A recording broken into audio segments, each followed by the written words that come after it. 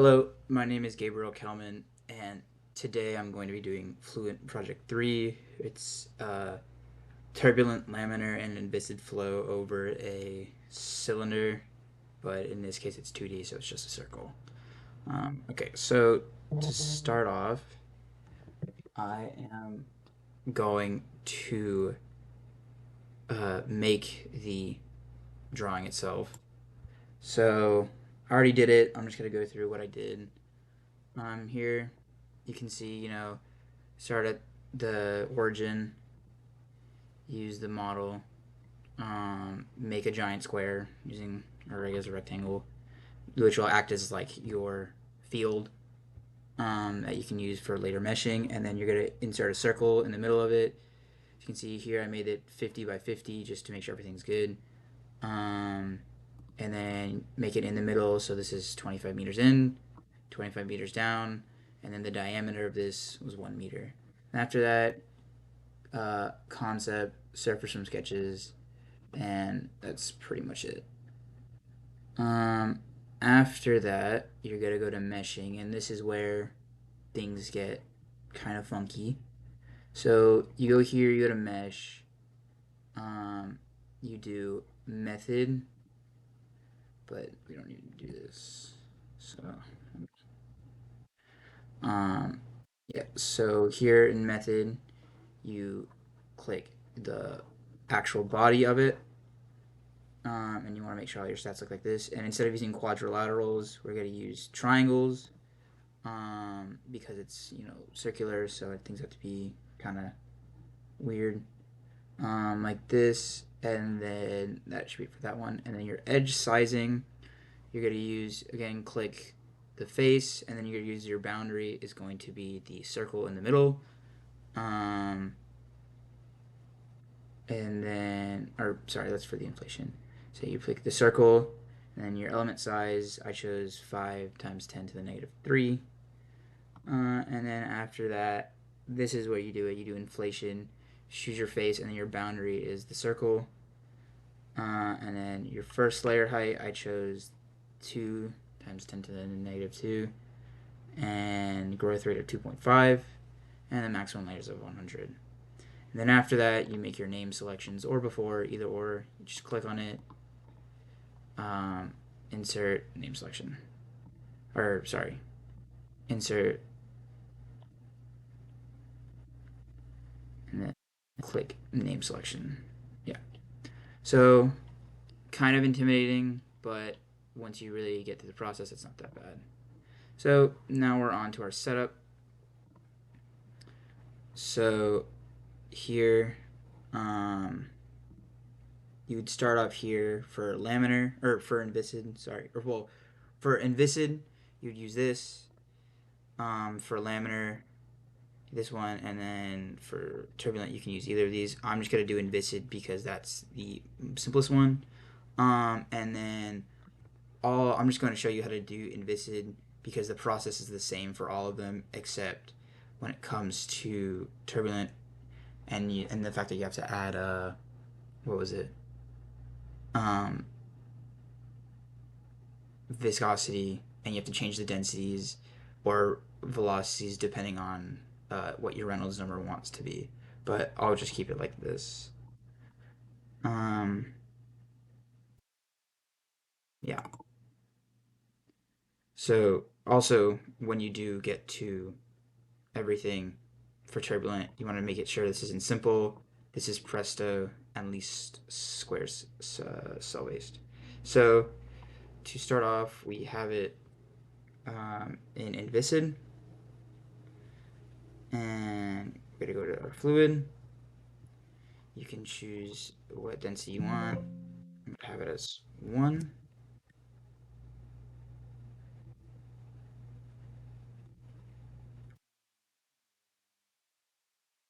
Go to our inlet,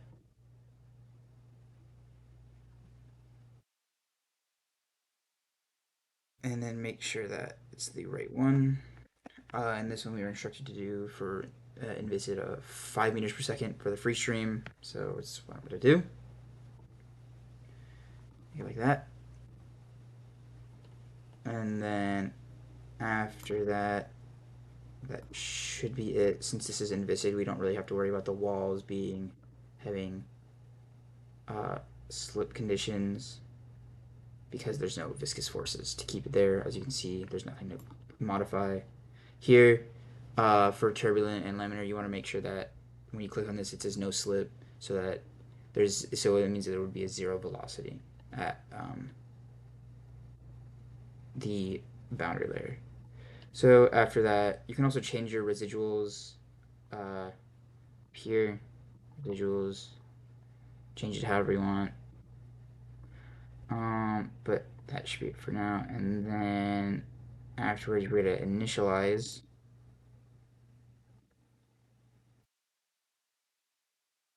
Shouldn't take too long. And then after that, we're gonna run our calculations, which is the thing that takes really the longest.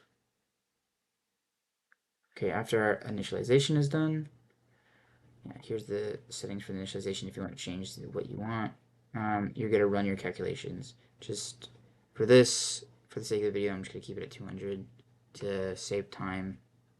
But yeah, as you can see here, calculation is complete. That. So now to make our velocity, pressure coefficient, and find all the variables. So here, we're gonna go down here, x, y plot. So we're gonna have pressure, we're gonna have static pressure here. We're gonna select these. Sorry, I meant we're gonna select the cylinder wall. Here, you can see the pressure going being high at the start and high at the end for the Inviscid because of the stagnation points at the very front and the end.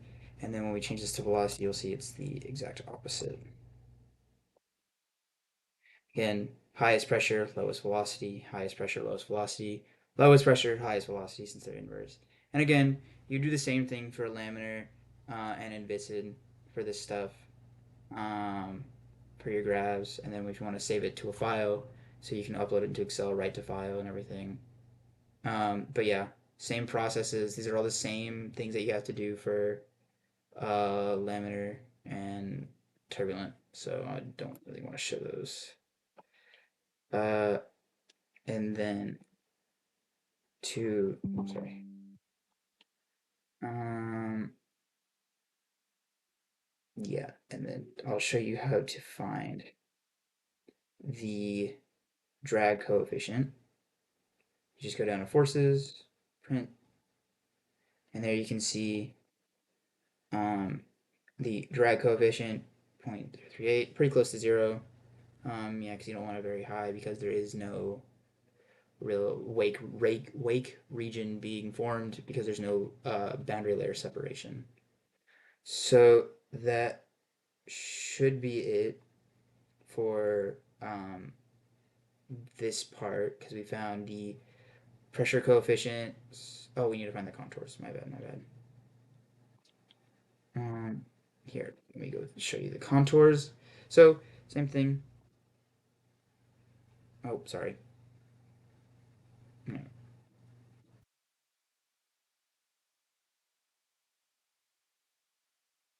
There we go. So, here you can see the pressure contour. See how you can see it's higher at the front and the back and very low the top and the bottom since it's all symmetric, since it's Inviscid. Um, yeah. So, and then yeah, and then when we switch it to velocity, you'll see that it's actually the opposite of that. Or look, the opposite. Yeah. So here, highest, highest, lowest, lowest. Again, same thing for Inviscid and laminar to find your contours. And then that should be it for this part. We found our contours for pressure and velocity, found our contours, found our graphs for velocity and pressure, found our drag coefficient. And so let me show you how to get these streamlines. We're going to have to go into results. Wait 8 years for it to open. All right, now that this opened, you're gonna want to make sure that all of these bodies are selected. So let's start making your streamline. So you come up here, just click streamline. Make sure this is a surface streamline since it's 2D. Number of points. Do 400 just to make it easier. Make sure everything is nice. Yeah, you can change this to tubes or ribbons. To the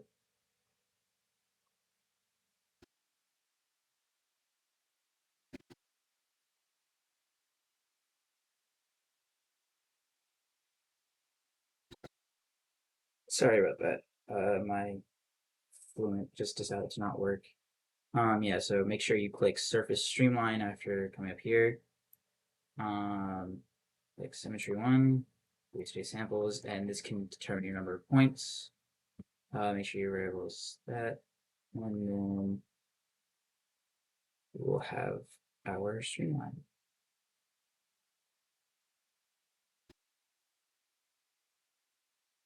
Yep, here you can see it. This just, this just changes how many lines there are. 1,000.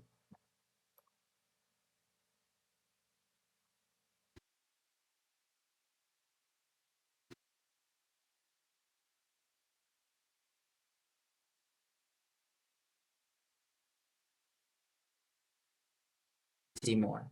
Yeah.